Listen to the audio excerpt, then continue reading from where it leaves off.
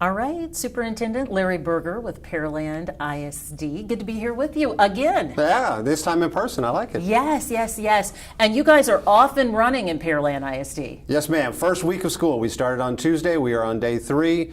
Day 1 was successful. We got everybody here safely, fed them, got them home safely. That is a successful first day in a superintendent life. Yeah, so far so good. Yes, ma'am. Very good. With quite a bit to go. All right, I'm here with questions and concerns today from parents in Pearland who participated in the KHOU 11 Back to School survey. A wide range of issues and concerns that moms and dads want to get more information about from you. We'll start with the area we saw the highest level of interest, and that was teacher recruitment and retention. A parent asked, how is the district addressing teacher shortages and teacher burnout?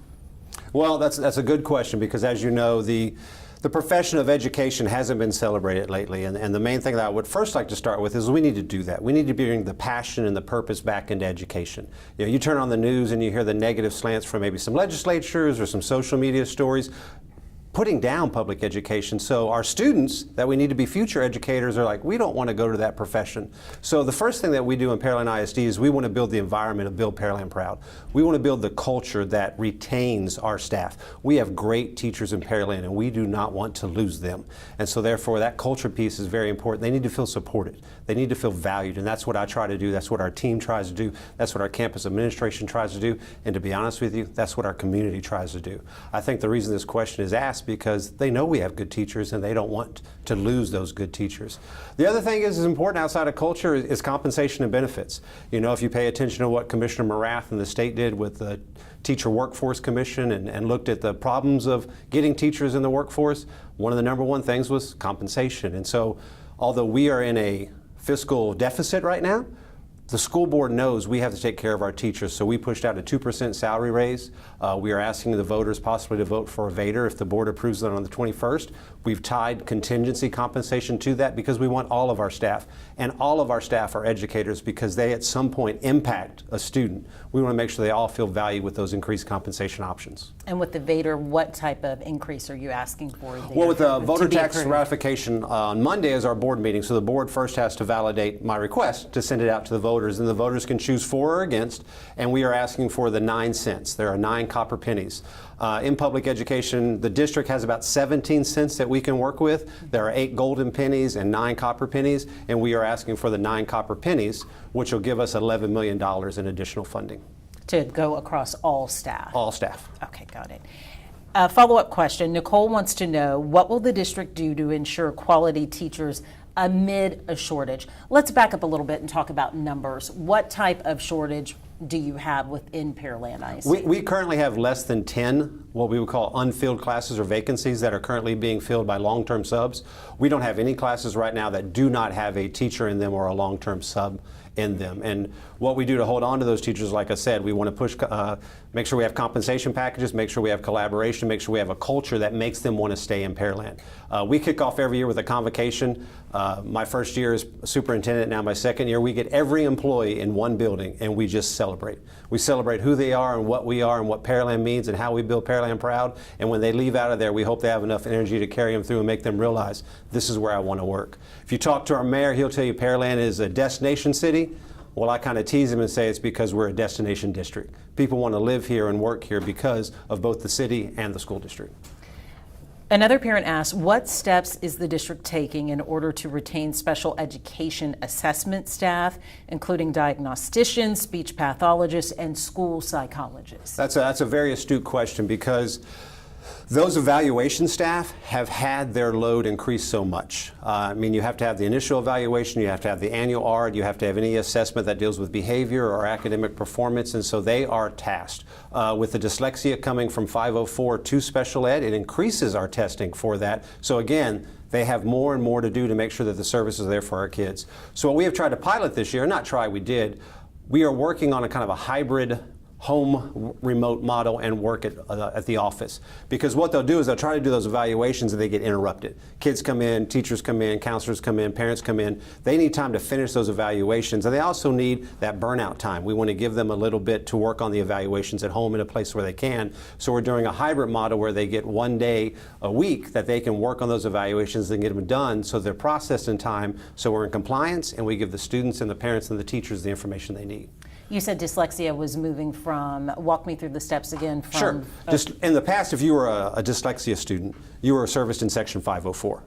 Well, now the state of Texas, we have 1.5 years, the rest of this year and next year, all dyslexia services are being moved to special populations or special programs. So they're going to have to follow the same assessments, the same ARDs, the same paperwork, the same process. So all of our dyslexia students that were once in 504 are now moving to special programs. So we are increasing the workload of that evaluative staff. I understand. Final question on teacher retention and recruitment. What is Pearland ISD doing to recruit more minority and male faculty? Well, the answer to that question may seem trite, but we recruit the best. We hire the best educator that walks into the building. We want to make sure that every educator is there for the right reason and the right purpose, and that is to educate the child and reach that child. If they happen to be a minority or they happen to be a male, that is a bonus. But we don't necessarily go out there and recruit a minority or a male to check a box. We want to make sure that the person in the classroom or the person leading the campus is the best person for that.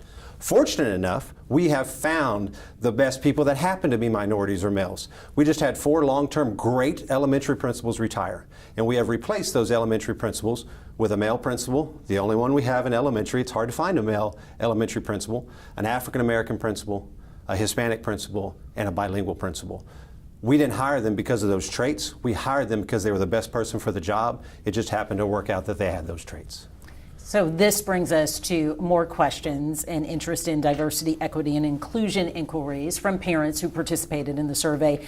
Brenda asked, how will Pearland ensure an inclusive and diverse environment for all children so every child feels safe and has a sense of belonging? 2 questions there, I think, is safety and belonging. Well, safety is the #1 priority. You know, whether we have diversity or not diversity, if you don't know, Pearland ISD is the most diverse small community, I think, in the state and possibly in the United States, and so we value that and honor that. But for all of our students, safety is the #1 thing. We have met all of our safety standards, our buildings meet the safety audits, we've done everything we can to make sure we have the lockdown buttons and the procedures and drills. Matter of fact, the first 2 weeks of school, every campus is doing drill week. We want to make sure that all of our students understand the process in case something happens. We don't want an incident to happen or a crisis to happen and the kids are like, what do I do? Teachers go, what do I do? We want everyone to be prepared. So safety, everyone is trained on that regardless of who you are. As far as making sure the services are there for the kids, in Pearland ISD, what I've tried to roll out, it's been an idea that I have a great CNI team that has made it a reality. We call it our all-learner approach. Sometimes in public education, the school district will work in silos. You'll have your curriculum instruction, you'll have your bilingual, you'll have your special programs, you'll have your advanced academics, and you'll have your technology. And they are all working independently with the teachers and the students, and therefore you get a misalignment. What I ask them to do is do an all-learner approach where we all get together and plan together. We have the same language, we have the same alignment, so when we present to the teacher, they are prepared to either motivate a student to achieve more than they can, make some advancement in their learning, or to bring up those students that may be struggling. That way there's no misalignment what's happening in the classroom. Everybody's supporting all learners at the same time. So we rolled that out this year, the first professional development. I introduced it to the staff. After the professional development, we get surveys, and the surveys were glowing. They're like, this is what we need. This is what we need to do to make sure that we are reaching every student in the classroom. A lot of new pilots and new ideas. Most definitely. We are rolling it out. It's my second year. The first year I had to learn the job a little bit, and my second year we're making some changes, but people were very excited about these changes because it's what's best for kids. I think you'd be interested to know this because you mentioned earlier just how diverse Pearland ISD is. Out of all the school districts and looking at all of the survey participant questions, Pearland ISD had the most questions in regard to diversity, equity, and inclusion. Does that come as any surprise to you? No, because our community is about our community. They want to make sure that every individual student reaches what they need, whether they're in special programs or advanced academics or just your everyday run-of-the-mill kid like I was. We want to make sure every student gets what they need, so when they get to high school and through high school, if they want to go to university, they're prepared. If they want to go to career, they're prepared. We want to make sure every student is able to take care of the opportunity that presents itself. And so our parents want that for their kids, so it doesn't surprise me at all. A more specific question now in regards to meeting children's needs and representation. A parent asks, what is the district doing to make sure underrepresented kids are participating in advanced academics? Well, we just talked about change. We just had a long-term director of advanced academics retire, Ms. Margot Gigi. We appreciate her service. And we have a new gentleman that came in from Fort Bend, Dr. KHOU. And that is one of the initiatives that we're doing. We're looking at how are we assessing an advanced kid? How are we assessing a GT kid? Are our processes aligned with best practice? Are we reaching the kids we need to reach? Are we missing the kids that are twice exceptional? So all of those processes are being reviewed to make sure that the students that are GT are being identified and that our processes, for lack of a better word, aren't biased or are geared toward one version of who's GT. Because there are many forms of GT and we want to make sure that we are getting everybody in the pool. Building on our questions about academic achievement and academic achievement for all, someone asked, what is the district doing to ensure that all students are reading at grade level? Well, our instruction, as you may know, that the reading science of reading has been rolled out in our reading academies. All of our elementary teachers have gone through that training. All of our elementary administrators have gone through that training. We want to make sure that we have a balanced approach to either the balance of learning reading or the science of reading, and that all of our assessments, all of our instruction are early, that we make sure that our kindergarten classes are rich environments for them to learn how to read, make sure that we have the phonemic awareness that is engaged in there. Some of our community has talked about maybe Pearland ISD doesn't have enough phonemic teaching in the instruction. Our C&I department is on top of that. We are looking at all of our timelines, all of our practice to make sure that the outline, the minutes in the classroom and the instruction in the classroom is aligned with what both TEA has pushed down and what our specialists know is best practice to teach reading. Some of this is new to parents. Science of reading. Explain to a parent what that involves and what that term is, since that is new and being deemed by the state. And it's not really new.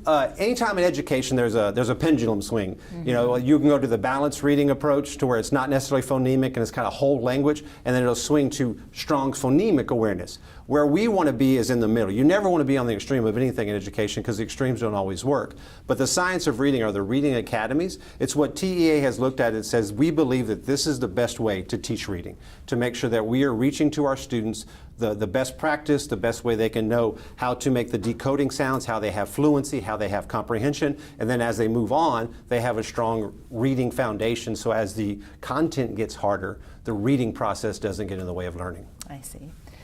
More STAR results have come back from the state for grades 3 through 8, correct? Mm-hmm. We've also had the high school. High school came out earlier. Okay, good. So how did Pearland ISD, how did they do? Pearland ISD did well. Last year, we were one of 2 districts in the greater Houston area that had an A rating and all A's in every accountable category. We're hoping to repeat that, but we have a new STAR test.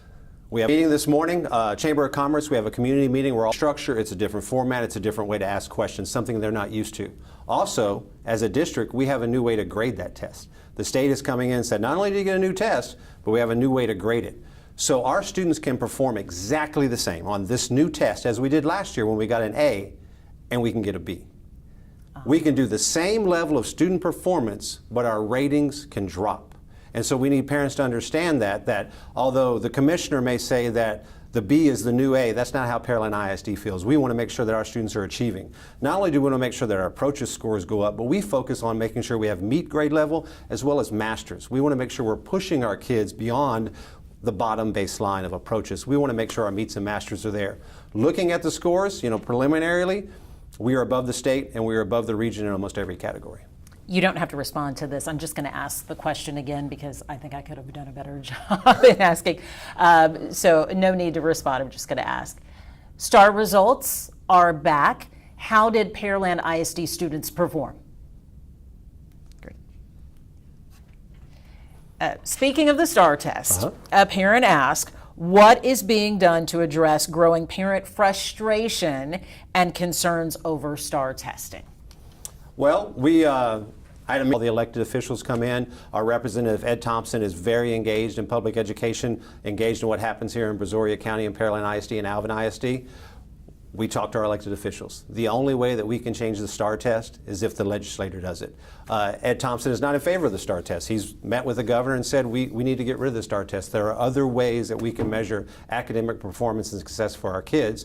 But until the state moves in that direction, what I would tell that parent is lobby your elected official. The district has no control of the STAR test. We are mandated to give it. And until the law changes, we still have to give the test.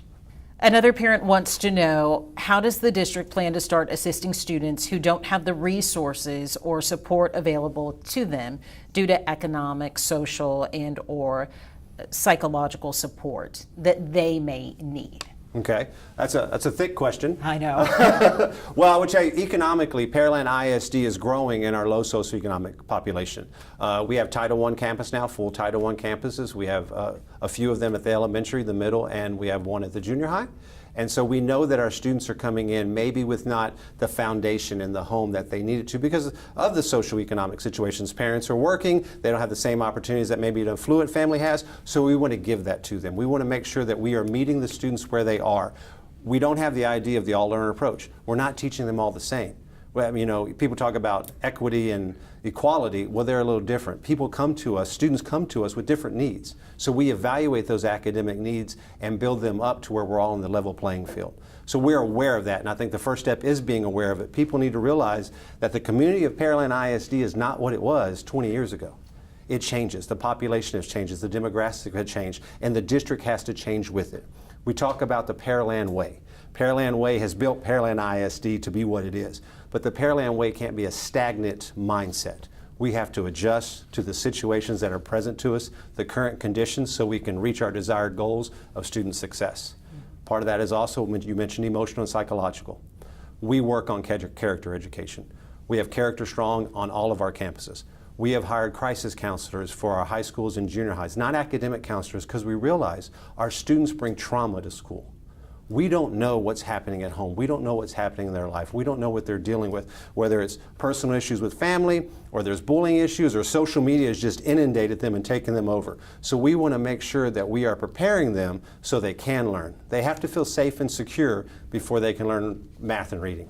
Yeah, it's that academic and that social emotional well-being Yes. that you have to strike a balance And we between. focus on both of those every day. I mean, every elementary campus, every morning, has a social emotional learning component to make sure that the students feel comfortable and safe. Every elementary campus talks about their 3 pillars: be safe, be respectful, be responsible. We are trying to teach the expectations of how to have resiliency, personal advocacy. If you're having a tough time, come talk to an adult. We're here to help you.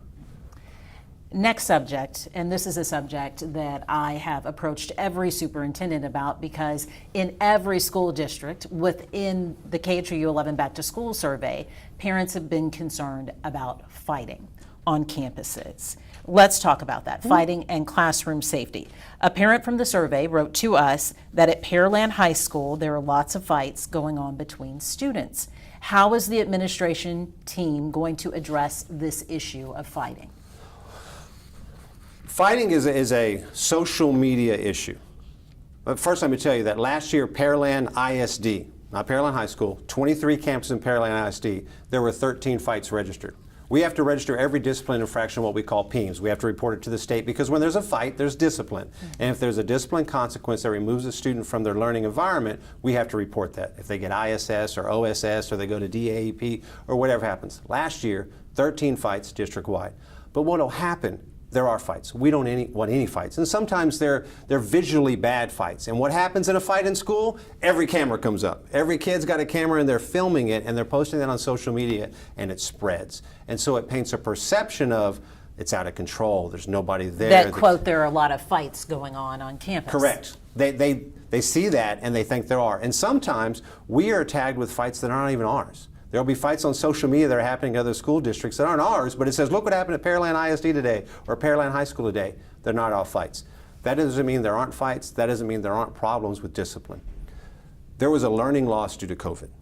What people don't talk about is the behavior loss, the social loss. You have to realize these students lost structure.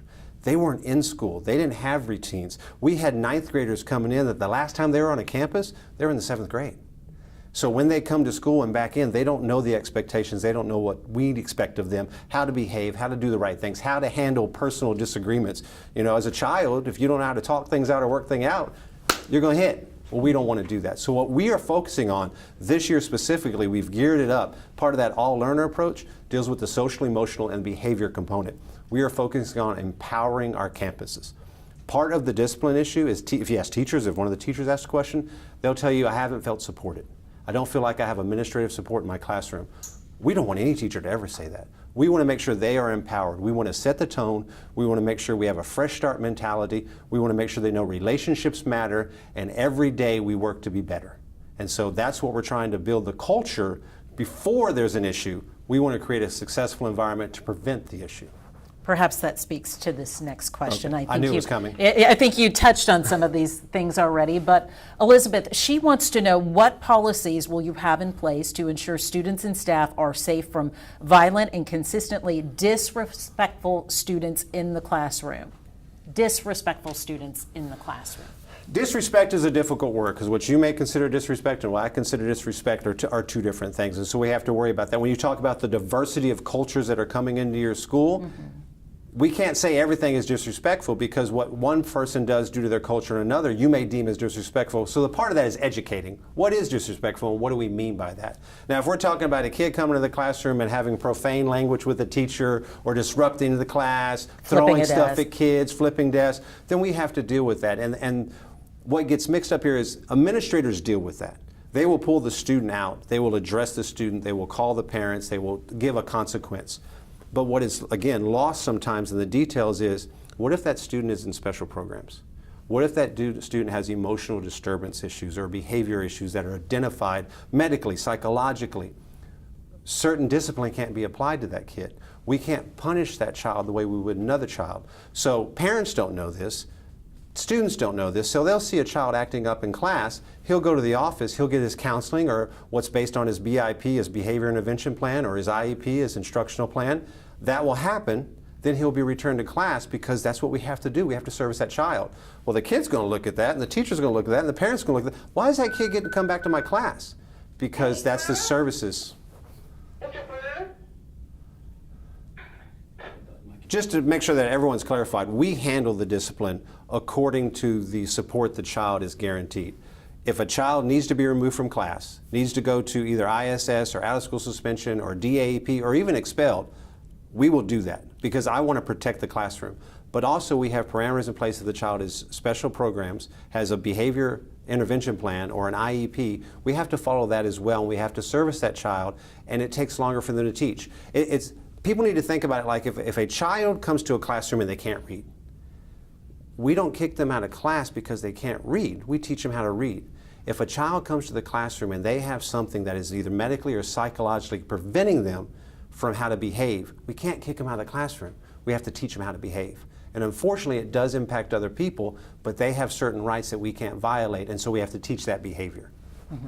What about the other students, though? That's the difficulty of it. And that's what the parents say. The parents say, well, what about my kid? And I understand that, but if I punish that child not aligned with their BIP, not aligned with the federal guidelines that are mandated to us, then I get sued as a district.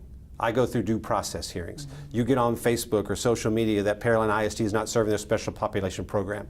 So we have to come to a middle of that, because one student shouldn't violate the rights of all the other students, but we also have to protect that individual's rights. So we're kind of stuck sometimes, and we do the best we can. You know, if we have to clear a room often, then we have behavior support specialists in the district. That's what they're hired for. They're hired to come to the classroom and work with that child and work with that teacher and work with the classroom. How best can we make sure learning is not impacted by this one student? It's not perfect. It's a dance, and we do the best we can. But I want parents and I want teachers and I want students to know, if you misbehave in class, if you interrupt instruction, you're going to be removed, and we're going to take care of it. one way or the other. We're going to teach you how to behave, or we're going to give you a consequence that'll prevent that behavior. It sounds like, too, this speaks back to some of those tenets that you were talking about at each campus, right? It's almost like educating students on there are people with indifferences or people who might function differently and respond differently, and how do we respond to that as a community as Right, because well. the only thing, what we try to teach our students and our staff is the only thing you can control is how you respond to somebody. I can't control how you behave. I can't control how you act, but I can control how I respond to you. And that's part of that responsibility. That's part of that respect. That's part of that safety. Let's talk transportation. All right. This is another issue that every parent and every school district is asked about. It's another area of concern, transportation. Do you have your CDL? Will you drive a bus if needed? Do you Yes. have a CDL? Seriously. I'm learning to get my CDL. It's a long process for me because I'm a bad driver, but I've just left, Director Keith Kopp of Transportation just left his office before I came here. In all seriousness. In all seriousness. You're working to get your Yes. CDL. He's printed out the handbook for me. He's got a special education bus that doesn't require a CDL. I said, I'll drive that one tomorrow. Do you need to drive a bus? What's the transportation issue like here in Pearland? I am happy to say, no, I do not need to drive a bus. For the last 2 years, our bus drivers have worked 12-hour shifts. We're on a 3-tiered system, so you have to do 3 tiers and your route's over. But we have been so short-handed that you have to do 6 tiers or maybe 9 tiers because the bus drivers aren't there. All of our mechanics were driving. All of our office staff was driving. Our director of transportation drove a route every day for the last 2 years. This year, we don't have that problem.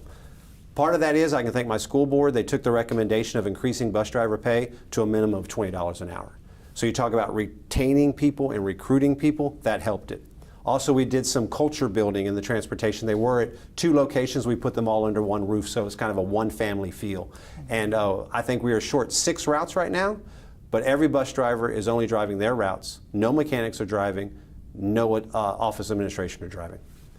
We got, what we do last call, we got last buses in yesterday by 5:20, which is right on time, because previously they might have been getting home at 7 o'clock.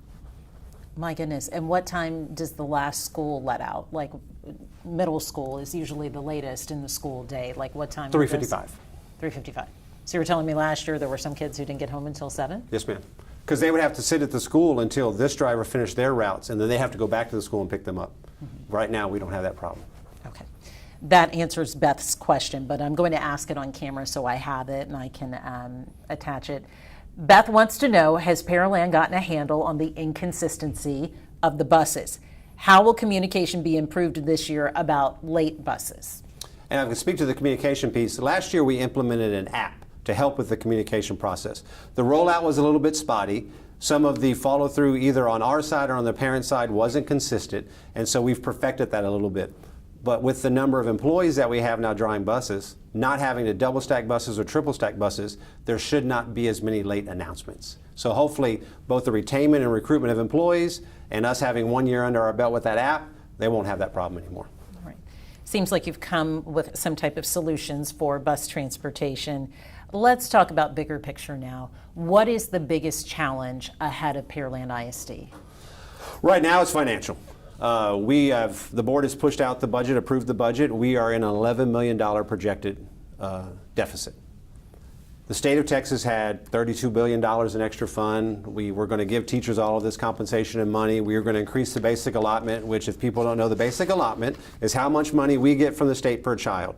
It hasn't risen since 2019. $6,160 is what we get per kid on average. Inflation has gone up how much? But we've got no more money to pay for what we are paying for, the costs that we have. Unfunded mandates have happened. House Bill 3 was pushed out. Safety is important. The legislator said safety was important, but they didn't put any money behind it.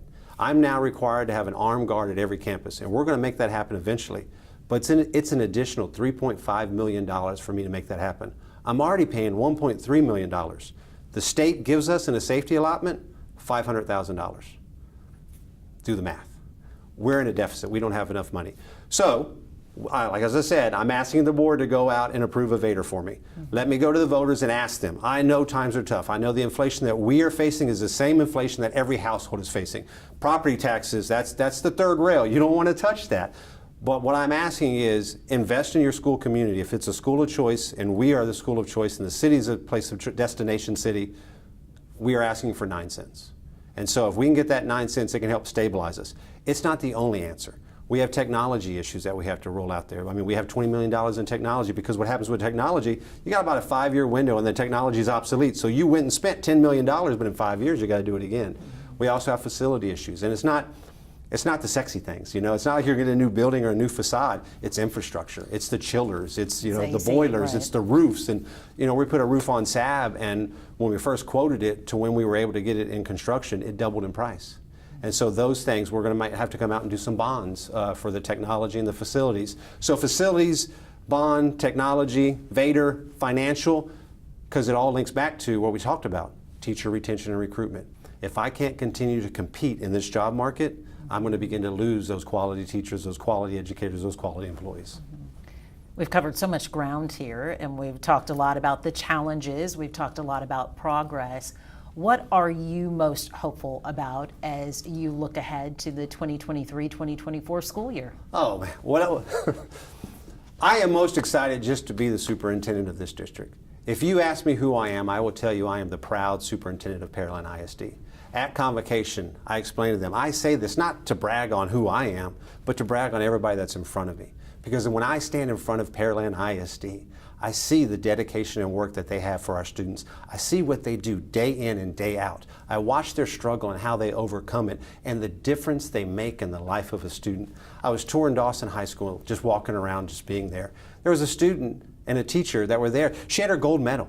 She had a gold medal for scholastic art, and everybody was cheering because of what that teacher did for that student. Ms. Zutek, you're the greatest. But she's only one example of all of the educators that we have. We did a video for our maintenance and operations to highlight at convocation. Everybody applauded and cheered because the work they do when it's 100 degrees outside, they do it for the kids. I'll go tell them, hey, take a break. No, Mr. Berger, I gotta make this campus look good because the kids are coming. That's what I'm most excited about, that we keep that mentality and we continue to build Pearland proud. What's your advice to students this year? Funny you say that. I have something called Burger Time. It's a silly name. It's a game that was back in the 80s, and that's what we call it. And I did a speech to the students coming in. My advice to them is I'm excited to see you. I'm happy you're in the building, but you're part of our team. You're part of our district. If we want to build Pearland proud, you have to be prepared. You have to put in the work. You have to make sure that you are building positive relationships. You're making connections with people so they put you on the right path when you're in trouble, and you have that fresh start mindset. Not every day is going to be a great day. You're going to have a bad day. Learn the lesson from that day. Carry that lesson and knowledge forward, but leave that negativity behind. Let every day be a great day for you at the start, and it'll become contagious. Advice for parents now. Get engaged. Get involved. I did 8 superintendent parent forums last year. The opportunity for you to come talk to me, ask me any question you want to, and we'll talk about it, just like we're doing now. If you have a concern, if you have a question, I'm here. I don't have all the solutions. I can't fix this by myself. The district can't fix this by myself. If parents aren't engaged and involved, even if you're unhappy with us, come tell us why you're unhappy. Don't go to social media and be a keyboard warrior, because they're not going to fix it. Come and let's work together to fix it. So that's what I ask my parents. Continue to support us. Continue to bring your child to school and continue to be a part of building Pearland proud.